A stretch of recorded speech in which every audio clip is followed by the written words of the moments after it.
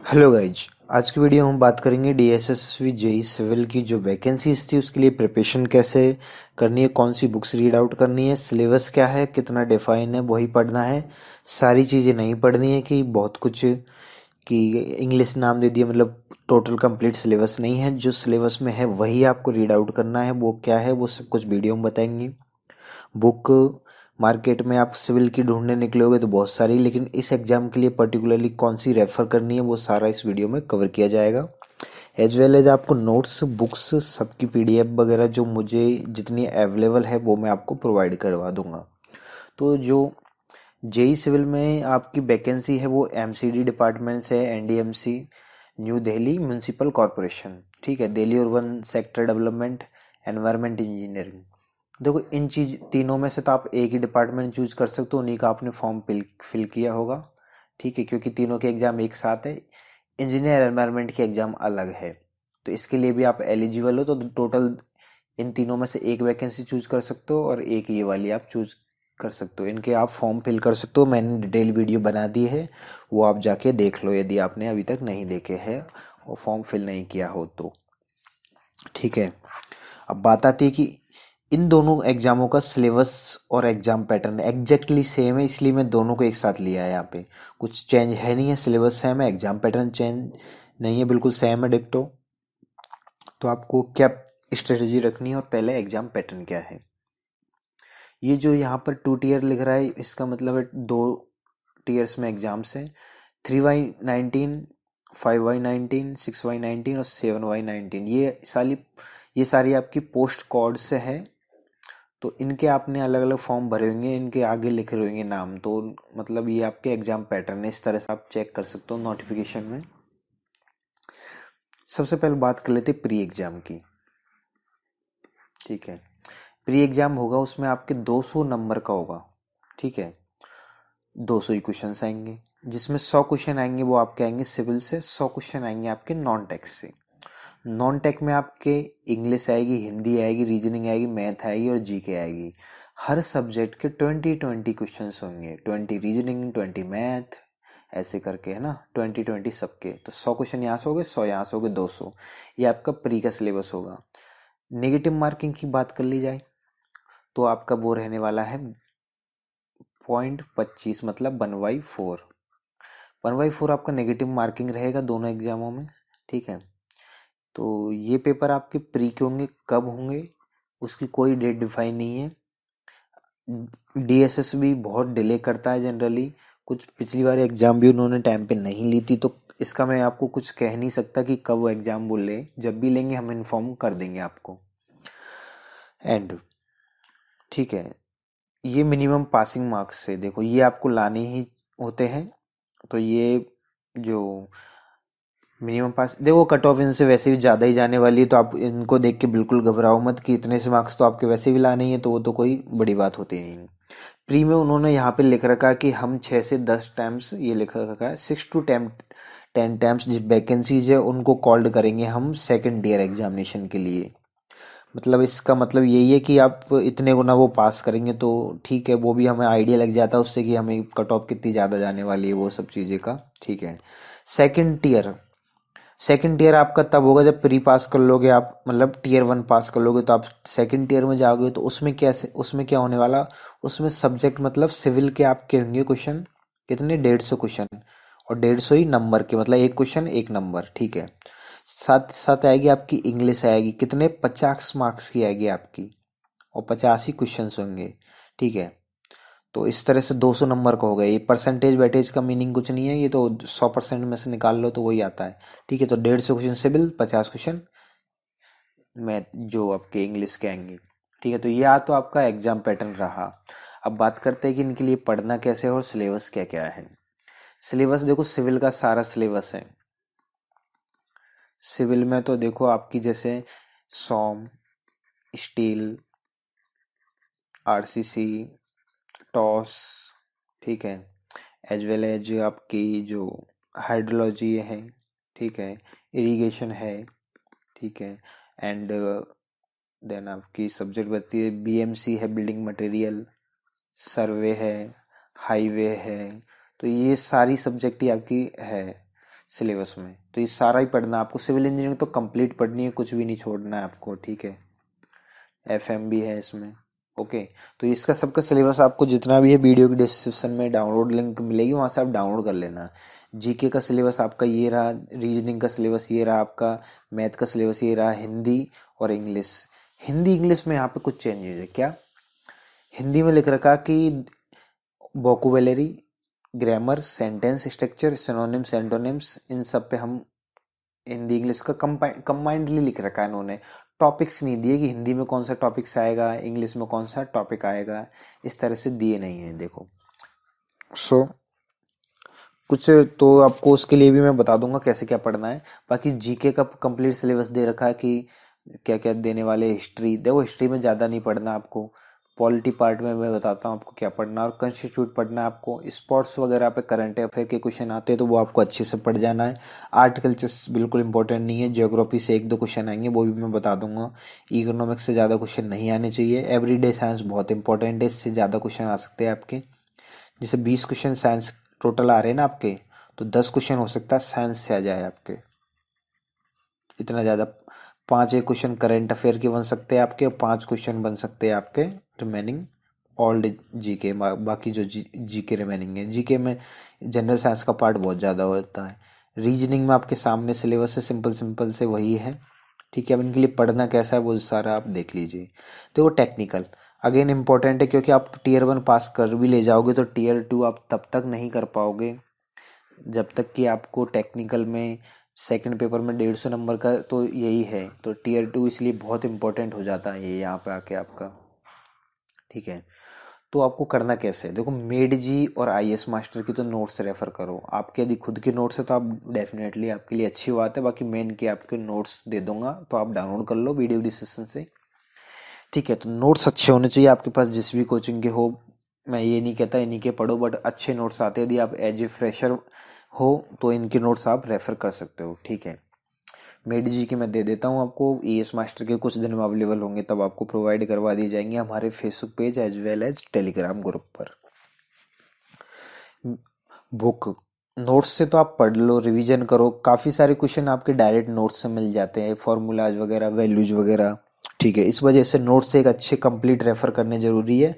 इस वजह से मैं आपको ये प्रेफर करता हूँ, ठीक है।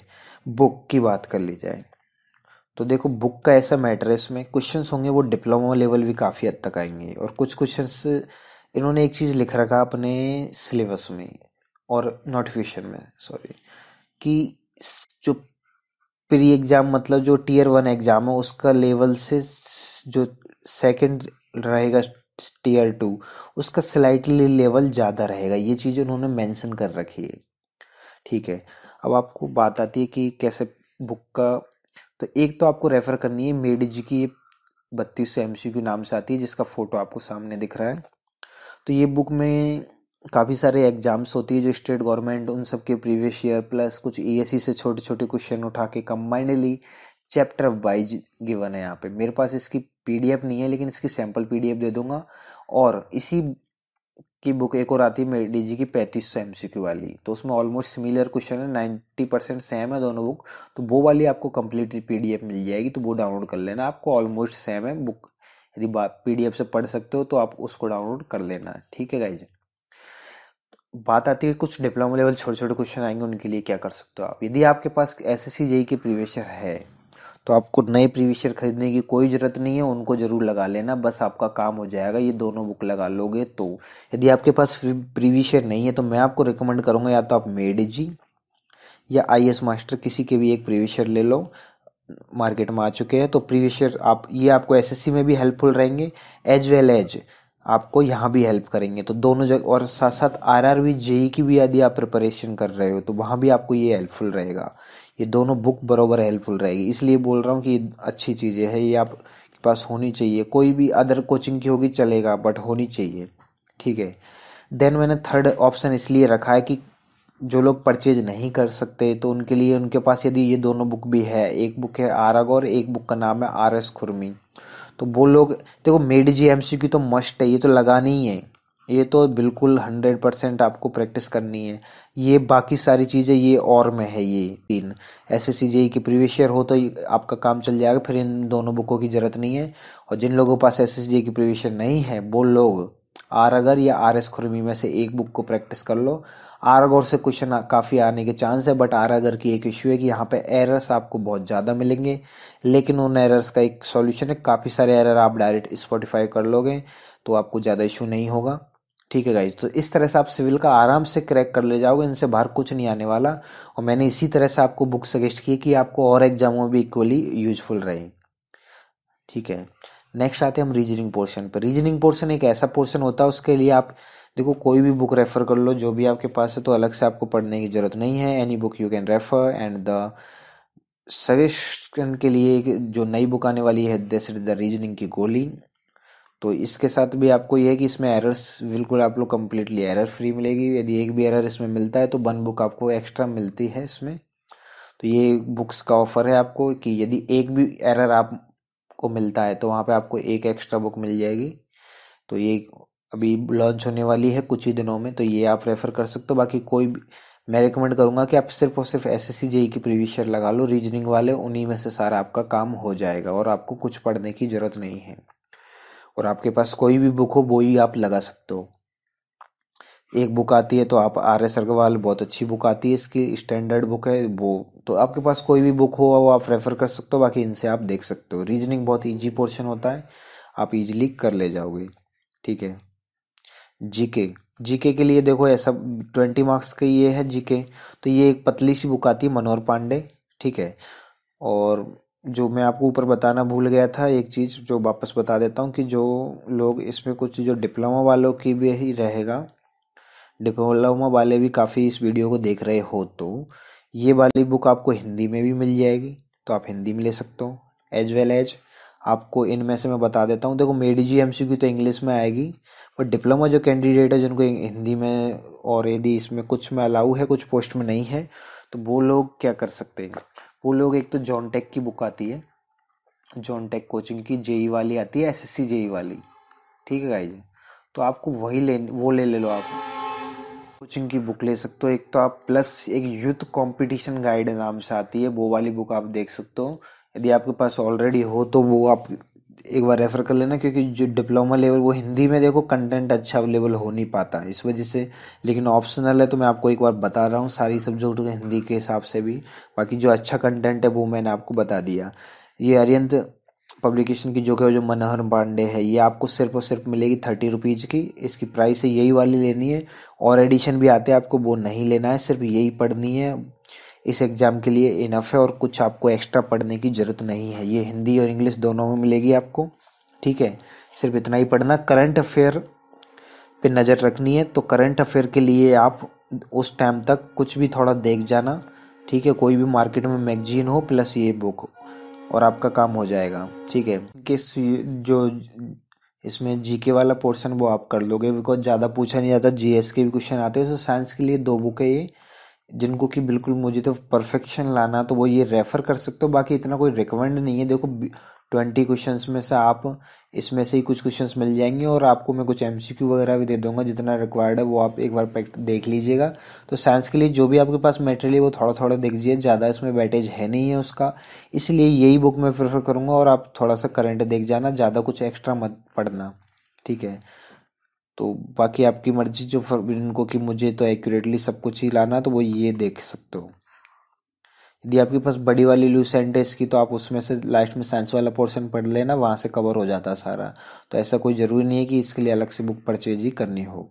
ठीक है, नेक्स्ट आते हैं हम मैथमेटिक्स के पार्ट पे, उनको मैं बाद में कवर करूँगा। ठीक है, मैथमेटिक्स का पार्ट में देखो आर एस अग्रवाल बहुत ही अच्छी बुक है, आपको नाम सुना होगा पक्का, तो ये आप रेफर कर लेना।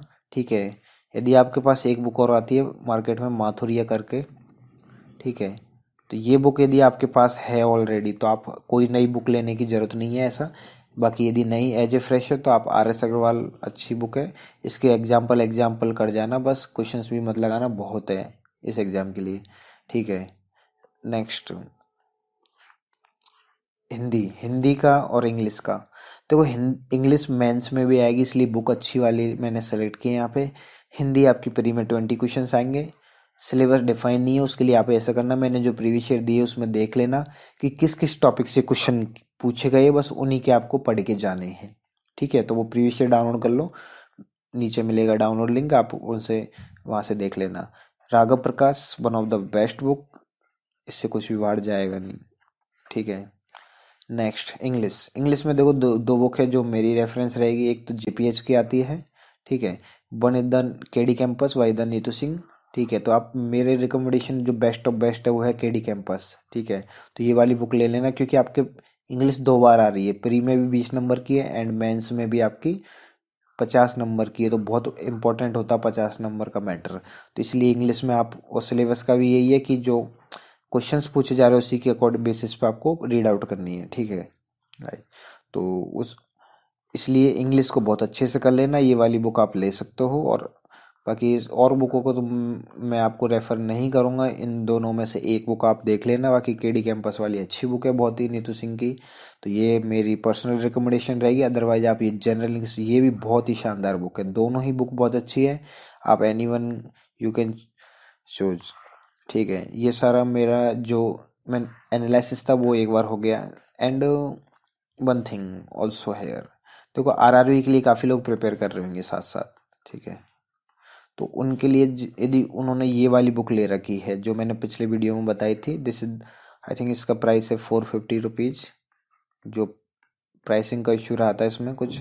ठीक है, तो ये काफ़ी अच्छी बुक है आपका, जो इसमें मैथ का पोर्शन है, कॉमा रीजनिंग का पोर्शन है, ये पोर्शन बहुत अच्छा कवर किया है इन्होंने। मैंने बुक का रिव्यू इसका जल्दी मिलने वाला है अगले वीडियो में, मेरे पास बुक आ गई है। देन सो मैं इसको इसलिए बोलता रहा हूँ यहाँ पे कि आरआरबी के लिए यदि आपने मटेरियल ये बुक परचेज की हुई है तो आपका थोड़ा पैसा यहाँ से हो जाएगा, आपको अलग से आर एस अग्रवाल लेने की जरूरत नहीं है, रीजनिंग की कोई बुक लेने की जरूरत नहीं है, क्योंकि इन बुकों से ये पोर्शन अच्छे से कवर हो जाता है। साथ ही साथ जो जीके का पोर्शन वो भी ठीक ऑन एवरेज, एक शॉर्ट कवरेज किया, जीके को तो इतना अच्छा नहीं कहूँगा, साइंस का एवरेज अबव एवरेज कवरेज है, तो यहाँ से आपके लिए काफ़ी सारा पोर्शन हेल्पफुल रह जाएगा पर्टिकुलरली, तो दोनों सब्जेक्ट भी आपकी कवर हो जाती, तो आप एक बार देख सकते हो। The book publish by the sir A S Pandit. Okay guys, so I hope आपको ये वीडियो जरूर पसंद आया होगा, इसमें सारी चीज़ें कवर की है, आप इतना कर लोगे तो आपका डीएसएसबी में जेई बनना पक्का है। देखो गाइज, बहुत ज़्यादा वैकेंसीज आई है इस बार, बार बार ऐसी अपॉर्चुनिटी नहीं मिलती है, तो आप अच्छे से मेहनत कीजिए जिनका टारगेट है। बिकॉज मैं आपको एक चीज़ बता देता हूँ यहाँ पर कि जो जनरल की एमसीडी है, एमसीडी होता म्युनिसिपल कॉरपोरेशन ऑफ दिल्ली। ठीक है, एनडीएमसी होता new Delhi municipal corporation of Delhi, and DUSIB Delhi और वन सेक्टर डिपार्टमेंट जो डेवलपमेंट है उसके बेसिस पे, एक एनवायरमेंट इंजीनियरिंग, तो एनवायरमेंट का तो इतना रोल नहीं, लेकिन जो तीन है ये एमसीडी एनडीएमसी और डीयूएसआईबी करके, तो एमसीडी में आपके आ जाते हैं रोड बनने का, ठीक है, हॉस्पिटल, ठीक है, गवर्नमेंट एड जो भी बनते हैं, म्यूनसिपल कॉरपोरेशन के जितने भी काम है वो सारे आते हैं। इस ओल्ड दिल्ली इसके कवर में, सारा न्यू दिल्ली इसके कवर में, काफ़ी ज़्यादा वर्क आता है यहाँ पे, बार बार नए जो सरकारी बिल्डिंगें बनने का, इनका सबका बहुत ही काम होता है। एक बार डिपार्टमेंट मिल गया तो बहुत ही अच्छा आपके जॉब अपॉर्चुनिटी है, पैसा भी अच्छा है, और आगे जो फ्यूचर प्रमोशन है वो भी बहुत शानदार है। डीयूएस में, एसआईबी में ये होता है कि जो आपकी दिल्ली अर्बन सेक्टर के अंडर जो काफ़ी सारे बिल्डिंग्स बनाई जा रही है जो फिर बाद में अलॉट्स होती है, तो उनका भी काफ़ी ज़्यादा काम चलता है, ज़्यादा काम तो ज़्यादा पैसा एंड ज़्यादा आपकी अर्निंग एंड ज़्यादा आपकी प्रोग्रेस, तो इसमें आपको बहुत अच्छा मौका है। एक डिपार्टमेंट काफ़ी अच्छे है, टाइम लगेगा इन वैकेंसी को कंप्लीट होने में, लेकिन आपके लिए वो चीज़ अच्छी भी है कि आपको भी टाइम मिल जाएगा पढ़ने के लिए। So don't miss these opportunities I think. So in this session I end this, and for all update you must follow us at our social page at Facebook My Civil Academy and as well as Telegram. Okay guys, thank you.